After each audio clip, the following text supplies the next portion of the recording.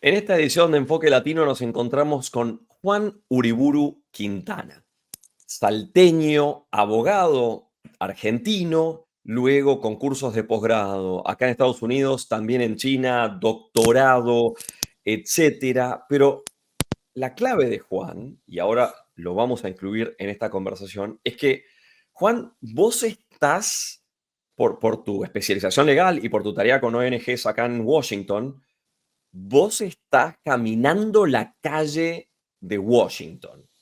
Lo primero que te digo es, por supuesto, un gustazo tenerte y un gustazo conversar con vos. Gracias por invitarme, siempre un gusto estar en tus programas.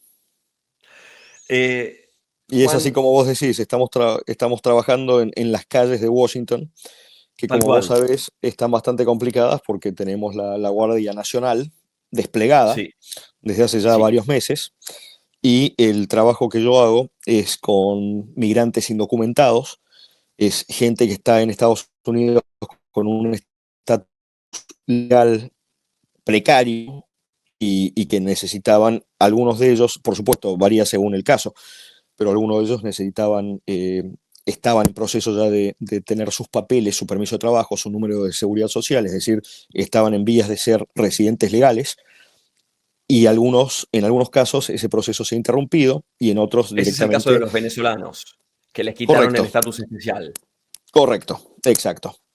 que fue Eh, una política reciente de Donald Trump. Quiero ir un sí, paso más atrás. Vamos a volver a hablar de migración, pero sí. quiero ir un paso más atrás. Hace algunas ediciones de Enfoque Latino lo tuvimos al periodista de investigación venezolano Fernando Olivares, Ujú, prestigiosísimo, y lo que él nos contaba, le contaba a la audiencia en ese episodio, era que las lanchas narco que la Marina de Estados Unidos estaba interceptando, neutralizando, atacando con misiles, eran lanchas que no eran como dice Donald Trump, ujú. que no eran exactamente del cartel Los Soles, que eran de el Tren de Aragua y de otras organizaciones afines al Tren de Aragua. Nos explicó Fernando en su momento que el cartel de Los Soles produce, trabaja, pero trabaja tierra adentro en Venezuela y no trabaja logística hacia adelante. Ahora, nosotros conversamos mucho y en una conversación vos me explicaste que el Tren de Aragua está acá en Washington. O sea, Sí, se la dice banda que venezolana del Tren de Aragua, si la tomamos en el punto de partida de Fernando Olivares y la llevamos a Juan Uriburu Quintana, ujú. hace toda la logística entre Venezuela y acá de al menos la cocaína. ¿Qué estás viendo vos?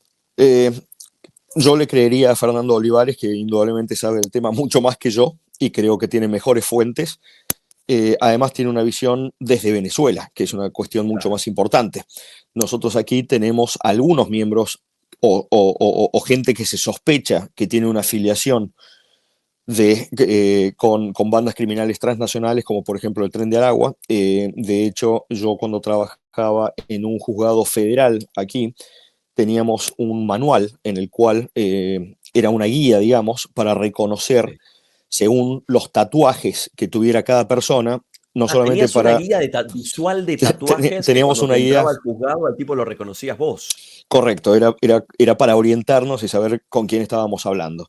Y esa guía lo que te permitía era dos cosas. Esencialmente era identificar si los tatuajes que la persona tenía denotaban la membresía en la pandilla, pero además también estoy siendo generoso con la pandilla, porque en realidad es una banda transnacional, es una banda criminal, sumamente Peligrosísima. organizada, peligrosísima, es mucho más que una pandilla de barrio.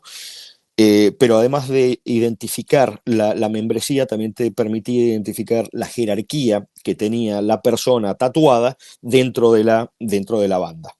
Pará, contame, ¿cómo reconozco un tatuaje de una Había banda? varios,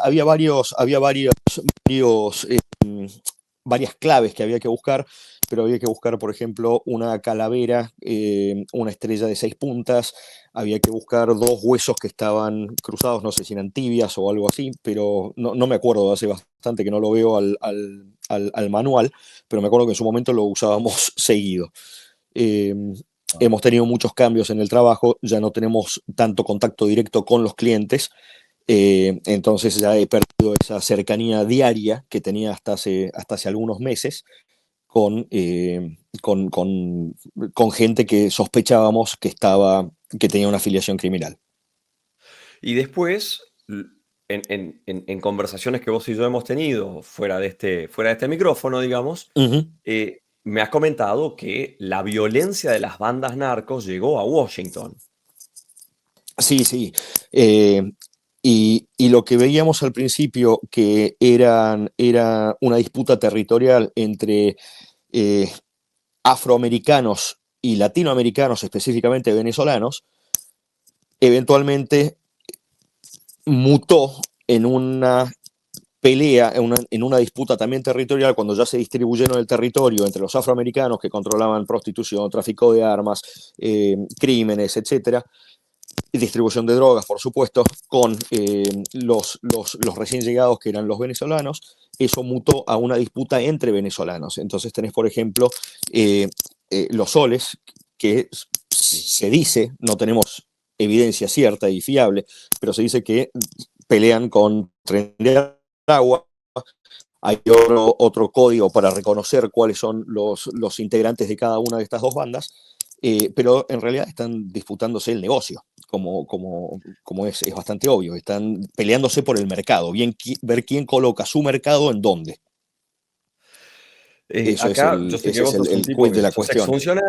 exfuncionario argentino, tenés un montón de mundo y un montón de análisis. Entonces yo acá lo que quiero poner en blanco sobre negro Mm. son los postulados del oficialismo estadounidense diciendo que Washington es un descontrol y que por eso había que traer a la Guardia Nacional. ¿Vos cómo lo ves eso? Yo creo que no son exageradas esas. No, no es tan feo el león como lo pintan, como dice el dicho.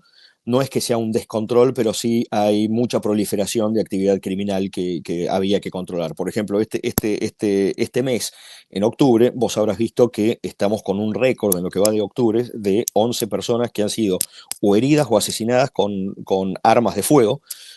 Hay un número récord de carjackings, que es cuando te Robo de frenan el autos. auto para quitártelo, sobre todo autos de alta gama. Hay un problema serio con el crimen que la alcaldesa demócrata, que es Muriel Browser, ha estado tratando de controlar, justamente para evitar, a través de la intervención del municipio o de la alcaldía, a través del uso de la policía metropolitana, que es la policía del Distrito de Columbia, está tratando de bajar línea para evitar que avance la Guardia Nacional sobre el ámbito del distrito. Al mismo tiempo, Sí, está sí, y decime por favor si se entiende lo que estoy tratando de decir, porque a veces estoy tan en el en trabajo el tema, que claro, ya no, doy, sería la policía de por la ciudad, supuesto, correcto, es la la policía de la policía de la ciudad, para capital. ponerlo en términos, sí, exacto, El departamento de policía de la capital tiene encima montada la estructura de la Guardia Nacional, que en el fondo es una correcto. fuerza militar. Correcto. Además, Washington sigue siendo una ciudad santuario, lo cual quiere decir que las fuerzas locales no tienen obligación legal de cooperar con las agencias federales en lo que De migración, refiere a control temas migratorio. migratorios. Correcto, exacto. Y acá venimos a ICE, ¿sí? Que es Correcto. Y la llegamos a ICE. policía migratoria de Estados Unidos, la que también se Correcto, llama vulgarmente la migra. correcto, exacto, la migra. Vos Y trabajás muy en contacto con todas estas partes porque estás en el centro de un torbellino migratorio. sí, correcto. Entonces, lo primero que empezamos a conversar fue que los venezolanos perdieron el estatus de protección que De tenían protección a partir de temporal, una decisión correcto. ejecutiva de esta. ¿Y ahora dónde están parados los venezolanos? Los venezolanos, hay muchos que se han quedado en DC por una razón de beneficios y de ventajas que les ofrecía DC a ellos, Sí, al ser una ciudad santuario y al estar rodeado de estados, digamos que es una hamburguesa. El pan de arriba es el estado de Maryland, la hamburguesa en sí es el Distrito de Columbia y el pan de abajo es Virginia. Virginia es una jurisdicción que tiene muy poca tolerancia con la migración, sobre todo porque está manejado por un gobernador republicano que está en línea con la Casa Blanca, con la administración aclaremos una nacional. cosa, estas tres jurisdicciones cruzás de una a otra cruzando una calle. Correcto. Y O sea, no, exacto, no es muy está todo integrado. Correcto. De hecho, se llama el DMV, que quiere decir el Distrito, Maryland y Virginia. Esta es la zona del DMV, el área del DMV. Y como Pero vos entonces, decís, estás del uno lado de cruza de Virginia, jurisdicción.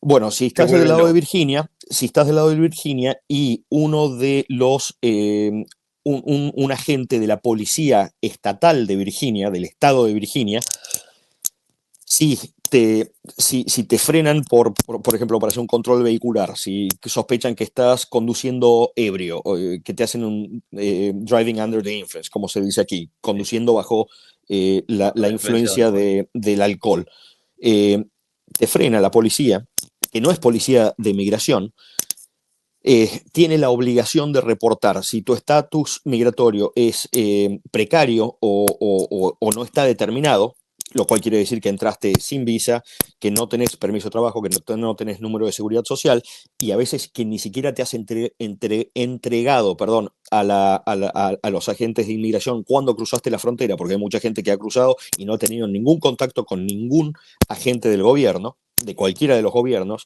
ni municipales, locales, ni estatales de los estados, Sí, ni federales, nacionales. sí, Hay gente que realmente está en un estatus que es una nebulosa. No se sabe bien cómo llegaron, están aquí y hay que hacer algo con ellos. Pero si vos estás en Virginia manejando tu auto y te frena la policía, que es la policía estatal, no la policía federal que está a cargo de inmigración, y sí. sospecha algo, el agente que te está frenando tiene la obligación legal en Virginia De de notificar. notificar a la fuerza federal, que es ICE, como vos recién decías, Diego, y Claro.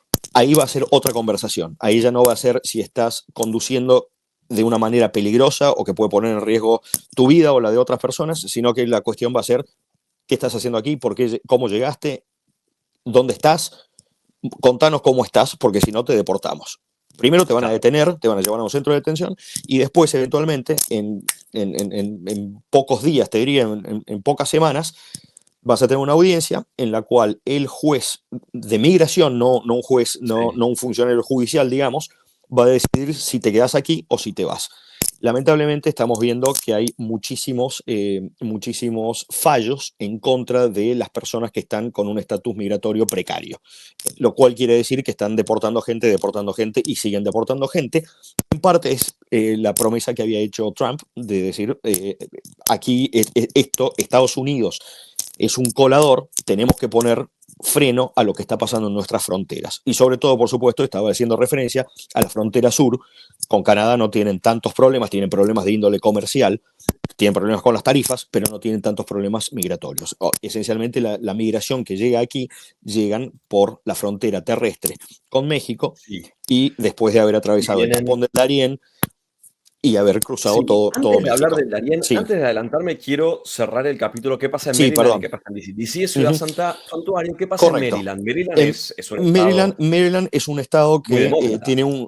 tiene un gobernador demócrata, es decir, que no está alineado con la política migratoria de la Casa Blanca, sino que está en contra eventualmente. Y en Eh, Maryland, si bien no hay... Sí, decime. Entonces, si te paran en Maryland, no es la historia de Virginia. Si te paran en Maryland y vos estás manejando tu auto y estás del lado de Maryland, la policía de Maryland, la policía estatal de Maryland, no tiene obligación, por Claro. orden de su gobernador, que es un señor que se llama Wes Moore, que es un afroamericano gobernador de Maryland, que es demócrata, no tiene obligación de reportarte a ICE, ni de informarle a ICE que están con una persona cuyo estatus Tal cual. migratorio es precario o Entonces, cuestionable. casi Mm, podemos decir que según en qué vereda te paran, porque correcto, todo esto correcto, está todo muy interconectado, tu destino puede ser muy distinto y correcto. vos tenés que abogar en buena medida para que no los deporten. En realidad nosotros tenemos un equipo de abogados, yo trabajo, ¿puedo decir el nombre de la ONG Sí, donde sí, por trabajo? supuesto, lo que vos quieras. Perfecto, yo trabajo en una ONG, una organización no gubernamental que se llama Caridades Católicas, que es una organización de servicios sociales, es la más grande y la más antigua que hay en Washington y en la zona del DMV, que era de lo que hablábamos recién, el Distrito Claro. Maryland y Virginia, y tenemos un servicio de abogados que eligen qué casos pueden representar o no. Por supuesto, como todos los abogados de migraciones estos días están excedidos de trabajo, tenemos mucha más demanda de lo que podemos ofrecer como servicios, pero cuando vos llegas aquí y decís, no tengo abogados, no tengo papeles, tengo que ver si puedo conseguirlos, tenemos un breve cuestionario en el cual vemos si calificás o no para recibir eventualmente estos servicios gratuitos que te puede brindar ILS, que se llama Immigration Legal Services, que es la división, el servicio el servicio de asesoría jurídica para migrantes que tiene Caridades Católicas, puede eventualmente representarte. Generalmente no se representa, pero lo que sí se brinda es una orientación jurídica para que la persona que tiene un estatus migratorio cuestionable o precario sepa cuáles son sus opciones. Sea un pedido de asilo, sea una autorización de trabajo, sea decir que ha sido víctima de tráfico humano. Hay distintos casos, por supuesto. Tenemos un montón de inmigrantes, como te imaginarás. Sí. Pues la Y los ley 40 tiene abogados, infinitos incisos y eso te permite correcto, acogerte a distintas situaciones. Ahora, correcto. eso es el trabajo de asesoría que vos estás prestando. Sí, Ahora sí, quiero ir un paso más atrás. ¿Cómo llega la gente? la gente llega. Hay dos formas de las que llegan. Hasta hace pocos meses, hasta que Trump asumió, porque parece que estuviera hace años, pero en realidad está hace poco tiempo en la Casa Blanca. Eh, la gente, hasta antes de que llegara Trump, la gente cruzaba la frontera a pie, con un coyote, con un traficante, de alguna manera llegaban aquí eh, y tenían dos opciones. Una vez que estaban en territorio norteamericano, tenían dos opciones. Podían entregarse a los agentes de inmigración y decir, me estoy escapando de violencia o de persecución política que pone en riesgo mi vida en mi país de origen, es, por ejemplo, Venezuela, para seguir con el caso de los venezolanos, y quiero quedarme aquí y estoy aquí con mi familia o vine solo, dependiendo del caso. Eso es cuando se Sí. entregan. Cuando se entregan, hay ICE, que es el control de guardia fronteriza, lo que hace es los procesa, toma los datos y les daba un número que se llamaba el número A, que quiere decir número de admisión de un extranjero, que era como tu documento. Ese número era el que certificaba que vos habías comenzado un proceso legal. Y lo que decían es, perfecto, nosotros vamos a darte una audiencia con un juez, y a veces tenías que esperar 2 años para la audiencia, a veces tenías que esperar pocos meses, pero estabas en camino para eventualmente poder conseguir tus papeles. La otra forma era, no te entregabas y entrabas bajo el poncho y quedabas de incógnito y nadie se daba cuenta de que estabas aquí hasta que, por supuesto, te atrapan o has tenido un accidente o ha pasado algo que te pone en contacto con un agente de seguridad o de las fuerzas de seguridad y ahí es donde Y ahí normalmente terminas se detenido. revela el estado. Primero, correcto, y después vamos a ver de qué se trata. ¿Y ahora cómo están llegando? Porque la frontera sur está cerrada. Correcto, Estamos la en los frontera sur está niveles de llegada. 1960. ¿Cómo están llegando los Correcto. migrantes acá ahora? Desde que Trump asume, porque antes cruzaban por la frontera y llegaban aquí. Ahora, Están déjame que te cuente. caminando Correcto. millones. Y Y, venían en grupo, además. y venían en grupo, correcto. Y lo que pasaba allí era un conflicto interjurisdiccional. Puedo contar muy brevemente si querés. Contame. Era, la política migratoria es facultad del gobierno nacional, es decir, de las fuerzas federales. Cuando Sí, cruzaban, no es que estaban en Estados Unidos, estaban en el estado X de Estados Unidos. Estaban en Luisiana, estaban en Texas, estaban en Nuevo México, donde fuera, en California, donde sí. fuera. Entonces, a partir de allí, los gobernadores, dependiendo de cada estado, el gobernador, dependiendo del partido político al que pertenecía cada gobernador, por ejemplo, el de Texas, que es republicano, decía, esto no es un problema del estado, esto es un problema de la nación. Entonces, lo que Claro. hacía era, los trepaba en un grupo, en un bus, en un colectivo, y los enviaban a Washington. Y decían que el gobierno federal, la Casa Blanca, el presidente, se haga cargo de estos Entonces, migrantes. llenaron Washington de migrantes. Llenaron Washington de migrantes, correcto. Pero entonces, lo que empezó como una disputa entre el Estado y la nación, en definitiva terminó siendo un problema del municipio. Porque cuando llegaban acá, la Casa Blanca no es que resolvía el problema. La Casa Blanca estaba aquí porque esta es la sede de Washington, es la sede del gobierno federal. Tal Pero cual. no era un problema de ellos. Entonces, terminó siendo un problema de la municipalidad, es decir, pasamos de la nación, pasamos del Estado, de las provincias, a la nación. De la nación bajamos al municipio. Y la alcaldesa dijo, ¿qué hacemos con esta gente? No pueden quedarse en la calle, ahora sobre todo que nosotros estamos en otoño, ya entrando en invierno, ¿qué hacíamos con familias que llegaban en sandalias y pantalones cortos en enero? que es Claro, cuando hay generó época de tremendo. hipotermia, y la, Sí. y la alcaldesa decía, esta mujer, Muriel Browser, decía, si los dejamos en la calle, se nos van a morir congelados. Entonces hay que meterlos en alguna parte. No podemos dejar que se conviertan en personas en situación de calle. Es decir, no podemos dejar que sean homeless. Entonces decían, bueno, vamos a contratar a distintas organizaciones, entre las cuales estaba la organización para la que yo trabajo. Ustedes, por favor, encárguense de esta gente y vean cómo no se nos mueren en las calles.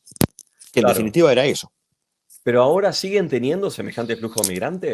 No, eso se ha cortado, pero ahora, ¿de dónde está viniendo? Como ya no pasan, y como hace vos un ratito preguntabas, ya no pueden cruzar por la frontera sur, ahora, ¿de dónde está viniendo la gente? Están viniendo de otros estados. Porque además Washington sigue manteniendo su estatus de ciudad santuario. Entonces vienen de otros estados donde se sienten cercados por las autoridades, donde les han cortado beneficios financieros, les han cortado la cobertura de salud, un montón de beneficios que los migrantes tenían, ya no los pueden recibir. Entonces se van buscando aquellas ciudades donde tengan o puedan recibir esos beneficios. Lo que pasa es que hace pocos meses, cuando Trump decidió desplegar la Guardia Nacional en DC, eso también se cortó en DC. Entonces ahora vemos un montón de migrantes que se han ido del distrito, pero se han mudado 10 cuadras. Es decir, ya no están dentro de la jurisdicción del distrito, pero están viviendo Se fueron sobre a todo Maryland. en Maryland. Correcto. Porque Maryland es una jurisdicción mucho más amigable, donde si bien no los ayudan, no los entorpecen. Entonces es, O sea, por lo menos lo aquí que me me estás dejan estar. describiendo es que el problema se va moviendo, que no entran Correcto. migrantes nuevos. Pero El hay problema de la mucho migración movimiento interno. se va moviendo. Correcto. Correcto. Y hay ¿Por ciudades qué? santuarios que son Denver, por ejemplo, que son San Francisco, Los Ángeles, Claro. Chicago, Nueva York. Son todas ciudades importantes. Juan, explícame por qué si parece que hay como un consenso nacional Mm. en Estados Unidos de frenar la migración, ¿por qué algunas autoridades a nivel estadual o a nivel de ciudad les dan la bienvenida? ¿Qué hay detrás de eso? Es una buena pregunta. Yo creo que hay un mayor índice de tolerancia en cuanto a estas personas están escapándose realmente de una situación muy grave en la cual pueden terminar muertos si se quedan en su país de origen.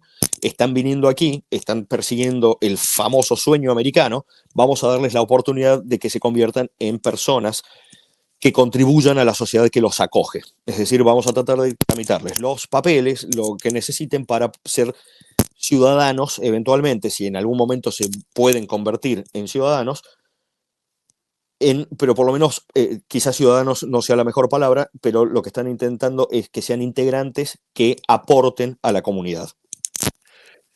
Tengo un montón de preguntas acá, porque una es el gremio de la construcción en Estados Unidos. Primero, en Estados Unidos hay reconocida una escasez habitacional Brutal, importante, sí, brutal. El gremio de la construcción es latino. correcto. ¿A vos te toca ver la escasez de obreros para trabajar? Sí, sí, sí, nos toca. No solamente eso, vos sabés que uno de los corralones más grandes que hay en Estados Unidos se llama Home Depot, que es donde la Sí, gente va, los pequeños contratistas sobre todo van a proveerse de materiales para la construcción, hierro, cemento, ripiosa, arena, metal, sí. lo que necesitan. Madera, Correcto. herramientas, sí, Madera, herramientas de todo tipo herramientas, también, muy buenas herramientas, todo. correcto. Entonces, esos lugares, estos corralones gigantes que son Home Depot, son un imán para toda esta comunidad que está buscando un trabajo, porque además muchos de ellos al no tener permiso de trabajo lo que necesitan es trabajar en empleos informales. Es decir, construcción es un ejemplo clásico. Ahora, ¿qué hacían estas personas? Estos señores llegaban a la playa de estacionamiento y se quedaban esperando que algún contratista viniera y dijera, muchachos, suban a la caja de la camioneta que necesito 20 personas porque tenemos que tirar una casa a pico y Claro. pala y con martillo. Bueno, entonces eso pasaba hasta hace poco. Ahora, desde que Trump asumió, Home Depot ya no atrae gente porque saben que es uno de los puntos donde llegan los agentes federales de inmigración a hacer una redada. Están todos ahí, los buscan ahí. Pero entonces, Exacto. ¿cómo sigue ese mercado laboral? Se mueve.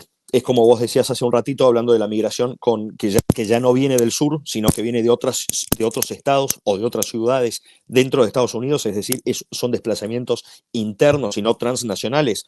Ahora se siguen moviendo de una manera más solapada y quizás menos evidente, pero se sigue haciendo. Entonces ya no se juntan más en la playa de estacionamiento de Home Depot, sino que se juntan en una estación de servicio que está a 10 cuadras de Home Depot, donde saben que a tal hora pasa fulano y necesita trabajadores.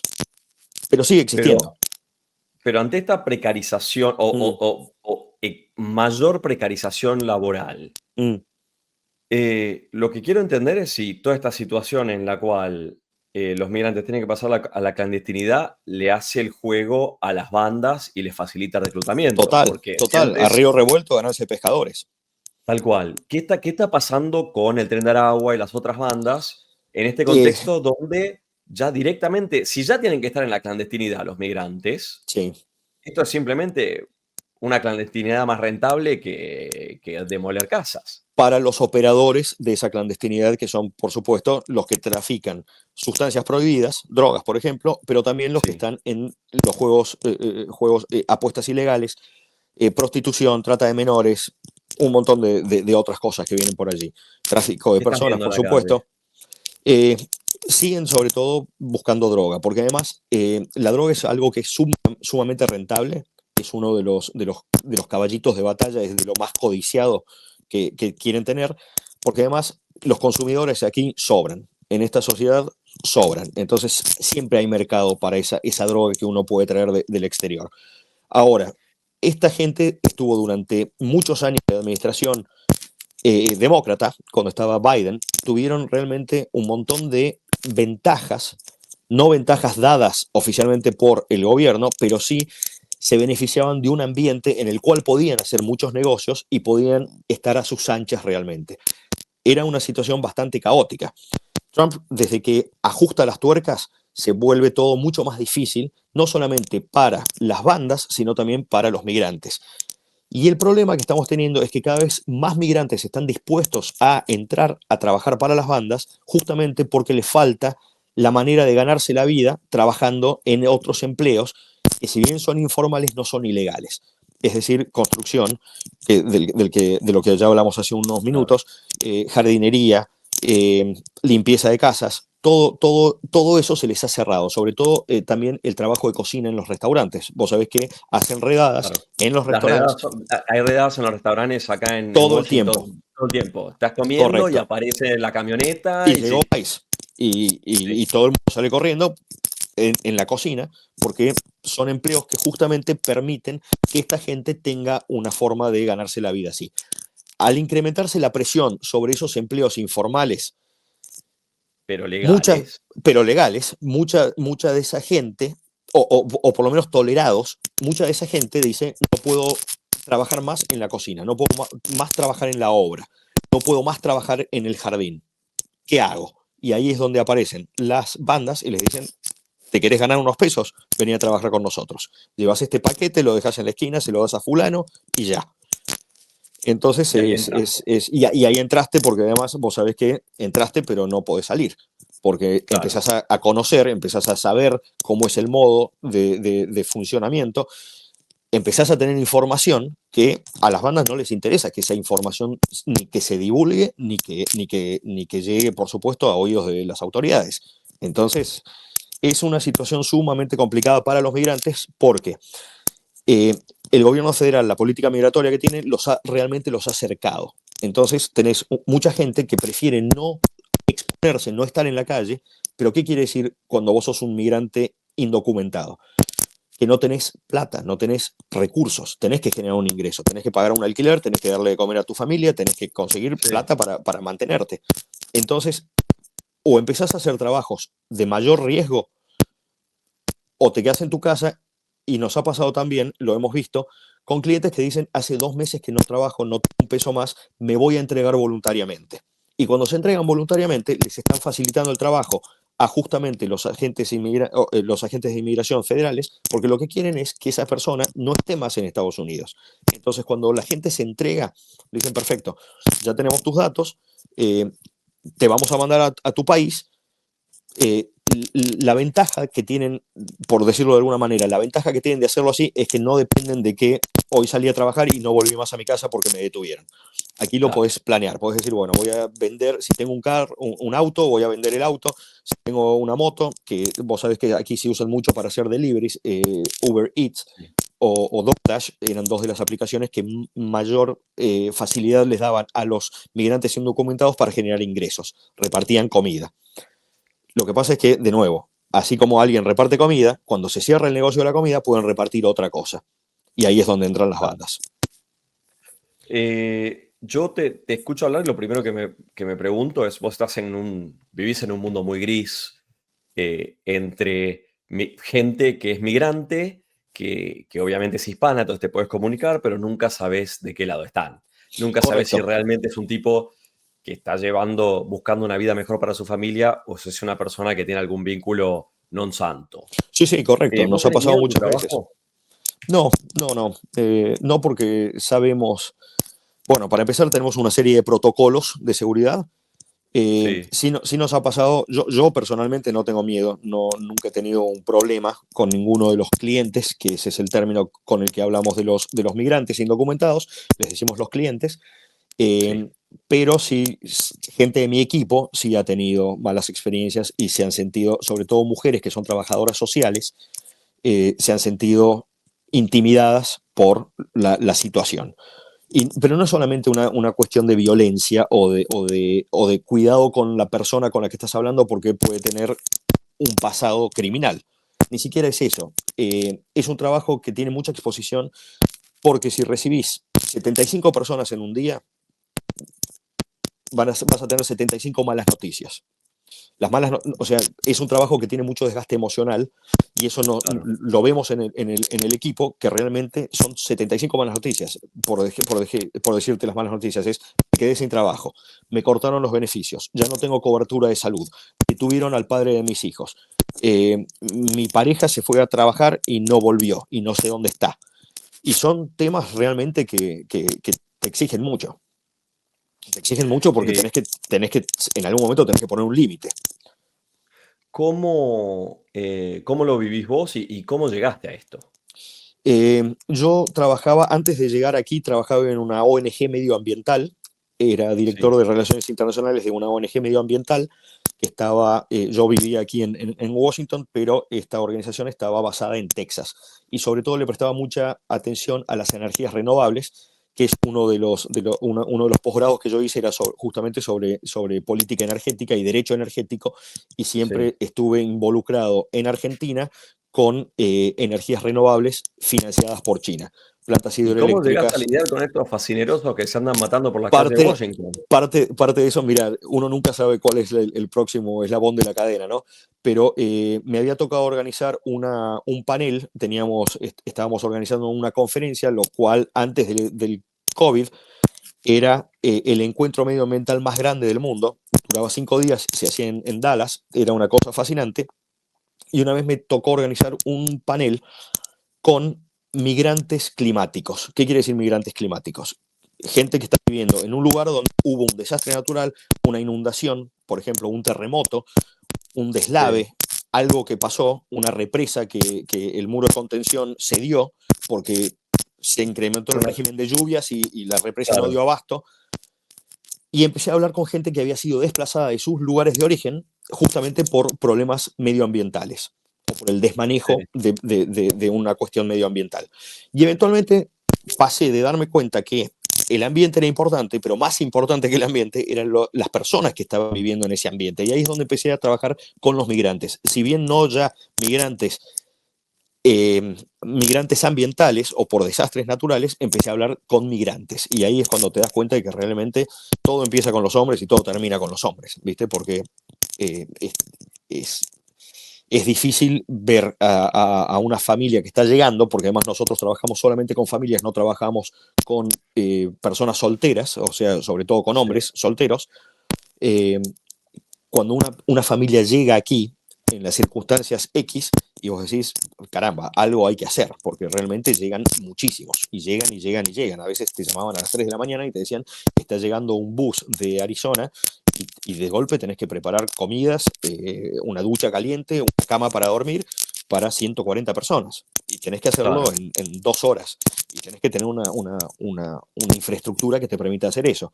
Parte del contrato que había con la ciudad, con el Distrito de Columbia, era, teníamos 4 hoteles, los hoteles alquilados completamente por nosotros, todas las habitaciones eran para esta gente que llegaba y eventualmente lo que le decías a estas Pará, personas pará, pará, son, pará, pará. decime, Pará. Hablas de todo en el pretérito indefinido. ¿Ya no los tienen Sí, más a los hoteles? no, la ciudad ha suspendido sus programas de apoyo a los migrantes Entonces, ¿qué pasa con esa gente desde el cuando llega a 31 de DC? julio. Bueno, esa era la función que nosotros teníamos. Era, vos llegaste aquí, estás en crisis, te vamos a estabilizar y vamos a hacer un plan Sí, para que puedas irte. Porque esto es solamente temporario. Nosotros te vamos a ayudar, pero no es claro. que te quedas a vivir No en te podés DC. quedar a vivir conmigo para siempre. Pero Correcto. bueno, Te vamos ahora a no ayudar llegan a durante un DC, tiempo. llegan a Maryland, ¿correcto? Correcto. ¿Pero ustedes Y tienen muchas, hoteles en Maryland? no, tenemos hoteles en Maryland, pero durante el periodo que estuvo en funcionamiento este contrato que teníamos con el gobierno municipal, con el Distrito de Columbia, nos permitía a nosotros trabajar en 4 pilares que les permitían a los migrantes que llegaban, que estaban recién llegados, poderse preparar para el próximo paso. Entonces Sí, vos llegabas y yo te decía, hola Diego, bienvenido, sabemos que estás llegando, hace 2 meses que estás viajando, sabemos que has caminado como loco, sabemos que venías cargando a tu hijito, bueno, no te preocupes, vos calificás para estar en este programa, hoy vas a dormir, hoy vas a comer, vas a tener un lugar donde bañarte y mañana vamos a empezar a trabajar en tu plan, porque sí, esto es un alivio temporal.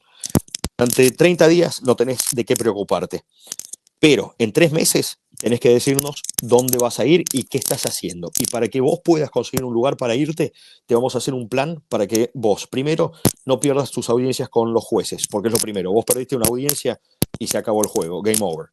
Te sí, deportan directamente y no lo podés apelar. Técnicamente sí se puede apelar, pero es perder el tiempo y perder recursos porque la enorme mayoría, por no decir todas las apelaciones, se pierden. Entonces, la claro. orden de deportación es casi irreversible. Entonces, lo primero que teníamos que hacer era, Diego, vos cuando tenés audiencia, el 26 de noviembre, perfecto, te tenemos que preparar para la audiencia. Vamos a hacer esto, vamos a hacer esto, vamos a hacer esto. Una de las cosas que hacíamos era pedir que si tu audiencia era en Arizona, íbamos a contactar al juzgado y le íbamos a explicar que vos estabas en esta zona, en DC, y te íbamos a pedir 2 cosas. O que hicieran el traslado de juzgado, es decir, que ya el juzgado de Arizona no fue tu juez de migración, sino que te mandara a uno que estuviera en esta zona. O segundo, Claro, si el juzgado decía, no, ese caso lo quiero mantener yo aquí en Arizona, bueno, perfecto. Este señor no está en Arizona, está en DC. Puede la audiencia ser virtual. Y a veces los juzgados, los secretarios de los juzgados te dicen sí o te dicen no. Depende del caso en sí. claro. Ahora, si te Claro, tenías que ir a lo Arizona, que me estás explicando es que le facilitaban el proceso migratorio correcto. y lo encausaban. Ahora, la pregunta es, ¿lo siguen haciendo? Sí, lo seguimos haciendo, pero Pero con no tienen gente hotel y no tienen que no dónde poner están a la gente. La gente correcto, se tiene ya que arreglar sola. correcto. Y muchos de ellos que ya llevan tiempo aquí, porque como vos decías, ya no entra más gente nueva, pero la gente que está Claro. ya tiene algún dominio del inglés en muchos casos. En otros casos ya Entonces han tienen estado un aquí, trabajo y se pueden acomodar. correcto, ya no están en la crisis con un tipo que se acababa de bajar del colectivo. Porque Claro, había gente que había cruzado la frontera hacía 2 días, estaba en Estados Unidos y de golpe bajaba en Washington y no sabía ni dónde estaba, no sabía ni qué era Arizona y vos le decías que, bueno, te tenés que ir, tenés una audiencia en Luisiana y el tipo no sabía que era Luisiana. claro. Tenías que ambientarlo. Entonces, vos pasás por distintos estados cuando llegas ahí. Empezás estando en crisis, de Sí, crisis podés pasar a estar en un estado más estable, o sea, todo te lleva al punto máximo que es estabilidad total. Ahora, estabilidad tenés total, distintos estados papeles. ahí. Podés empezar Sí, estando... pero decime. acá lo que vos me estás describiendo es una Sí, situación que había pre-Trump. sí, correcto. Entonces, en la situación actual está como todo en el aire. No los pueden tener acomodados. No porque la Eh, gente ya ha conseguido dónde acomodarse. Ellos mismos ya han conseguido una casa. bien, bien. ¿El problema cuál es? El problema es Entonces, que ahora pero ahora el trámite a una estabilidad es imposible. no necesariamente, porque hay Ah, gente que ¿no? tiene los papeles, hay gente que ya consiguió una autorización de trabajo, hay gente que tiene acceso a fuentes de trabajo legales, de una manera Sí, legal, hay gente que sí, todavía no, hay gente que en vez de pagar a un abogado, porque todos podían ser ayudados por los abogados que tenemos nosotros en Caridades Católicas, tenían que conseguir un abogado privado. El abogado privado, claro, para empezar, te arranca la cabeza porque te va a cobrar un montón de plata, pero había sí, gente que decía, esto es una inversión y esto me va a permitir a mí poder trabajar legalmente. Bien, Ahora, hay gente que dijo, no, no le voy a pagar al abogado $7.500. Quiero quedarme con esa plata y gastármela en otra cosa. Esa gente hoy está en problemas. ¿Te acuerdas el claro, cuento de la cigarra y la hormiga? Bueno, sí. hay cigarras que se prepararon y hay hormigas que se prepararon y que están mucho mejor que las cigarras. Mientras las cigarras cantaban y se divertían, hubo ¿Cuántas gente que son se preparó para cigarras el y invierno. cuántos están preparados? ¿Qué porcentaje tenés vos? Eh, no tengo los porcentajes, pero yo te diría Porque que, acá estamos hablando de 30 millones de hispanos, de los cuales muchos millones digamos, están en algún 11, estatus correcto, migratorio y hay que ver digamos un tercio de ese cuántos quedan y número, cuántos no. sí. Ahora, Mira, dentro de ese número tenés cualquier cantidad de variación y eso tenés que ver cada caso porque es distinto. mira, antes de cerrar, quiero llevarme una idea general de lo que está pasando en Estados Unidos en temas migratorios. Sí. ¿Vos cómo pensás que esto va a derivar? Porque la verdad estamos en el aire, estamos volando por los aires en este momento. ¿Cómo pensás que esto va a encauzarse? Yo creo que va a tener un impacto en la economía, justamente porque Sí, hay menos mano de obra disponible y eso hay mucha gente, no solamente en los ámbitos urbanos, sino también en los ámbitos rurales. Hay gente que dice, no tengo trabajadores, no consigo trabajadores. ¿Cómo podemos hacer para volver? No, no tengo quien me levante la cosecha. ¿Cuántas veces lo hemos claro, visto de eso nosotros en Argentina? Y que tenés los trabajadores golondrinas y gente que va a trabajar, no es que estén involucrados en ninguna actividad ilícita o criminal, sino que gente que va a ganarse el pan dentro de sus posibilidades, cumpliendo con todo lo que pueden. Eso va a tener un efecto no solamente, de nuevo, porque no hay suficiente peón, no hay suficiente peón para levantar la cosecha, sino también claro. porque se resiente la industria de los servicios. Tenés menos gente disponible para cocinar, tenés menos personal de limpieza, tenés menos gente que esté dispuesta a trabajar en tu jardín, tenés menos gente que esté dispuesta a trabajar en construcción. Y eso es una Claro. necesidad grande. ¿Cómo vamos a construir casas si no tenemos obreros? ¿Y qué pasa entonces? Y yo creo que eventualmente van a tener que encontrar una manera de que la gente que haya pagado sus impuestos, porque eso es, vos sabés que en este país lo más importante es estar al día con Fundamental. tus impuestos, incluso sin autorización de trabajo o sin número de seguridad social, vos podés tener un ITIN, que es tu Sí. identificación tributaria. Un identificador impositivo para pagar tus Correcto, impuestos.